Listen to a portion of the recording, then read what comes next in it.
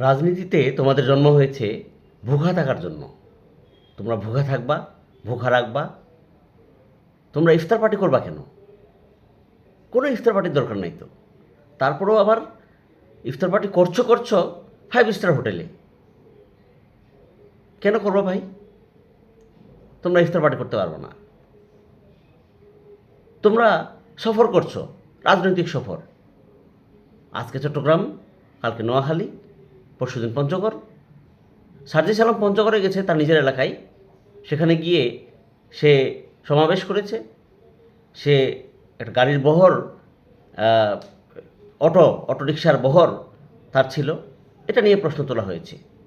নিজের দলের তাসলিম যারাও প্রশ্ন তুলছে, এত টাকা পয়সার উৎস কোথায়? সার্জিস আলম যদিও এটা ক্লিয়ার করেছেন যে 50 বছর আগেও এসব গাড়ি ভাড়া, 50টা গাড়ি ভাড়া করার মতো সামর্থ্য তাদের আছে, তার দাদার আছে। হান্নান মাসুদ মংলায় গেছে, সেও গাড়ির বহর নিয়ে সমাবেশ করেছে। গাড়ির বহর নিয়ে এলাকায় ঘুরেছে, বিভিন্ন মানুষের সাথে কথা বলেছে। এতে বিএনপি আর এই বিএনপি সমমনা কিছু লোকজনের মানে পিত্তি জ্বলে গেছে। ভাই সমস্যা কি? ওরা রাজনীতি করছে।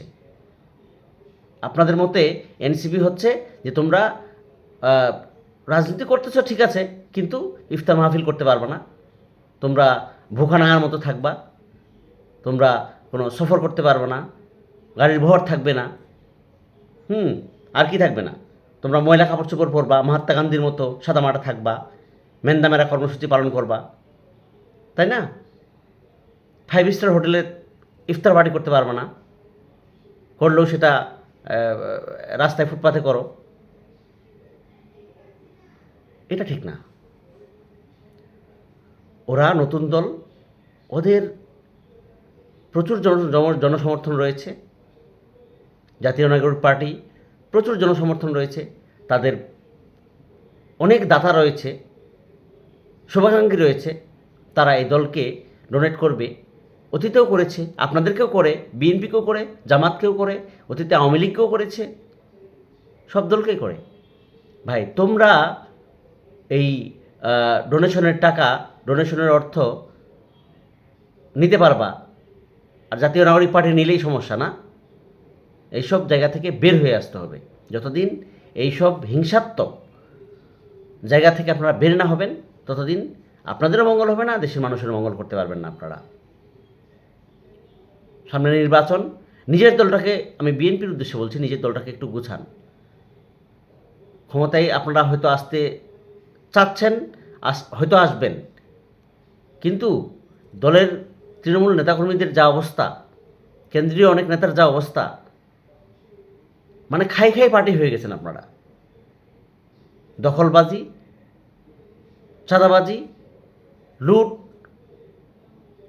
এরকম সব অপকর্মের সাথে কি আপনারা জড়িত? টেম্পু স্ট্যান্ডও দখল করে ফেলতেছেন আপনারা। আওয়ামী লীগের যত অফিস ছিল এই বিভিন্ন ওয়ার্ডে, পাড়া, মহল্লায়, সবগুলো এখন বিএনপি দখল করেছে। এগুলো থেকে বের হয়ে আসতে হবে আপনাদেরকে। আর জাতীয় নাগরিক পার্টি, সবার রাজনীতি করার সুযোগ আছে, তাদেরও রাজনীতি করার সুযোগ আছে, তারাও রাজনীতি করবে, তারাও মাঠ কাঁপাবে। হান্নান মাসুদের উপর হামলা চালাইছেন কেন?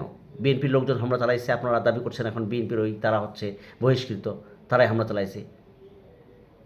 এইসব পাল্টি হিসাব নিকাশ বাদ দিতে হবে। জনগণ সামনের নির্বাচনে কিন্তু একেবারে সুন্দর মতো আপনাদের বিপক্ষে দাঁড়ায় যাবে। তখন কি করবেন?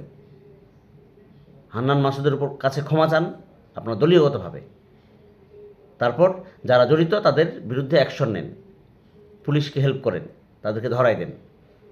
আর যারাই আপনাদের অপকর্মের সাথে জড়িত তাদের সবার বিরুদ্ধে অ্যাকশন নেন। মাথায় তুলে নাইছেন না তাদেরকে, এটা আপনাদের জন্য কাল হয়ে দাঁড়াবে। ধন্যবাদ। আসসালামু আলাইকুম।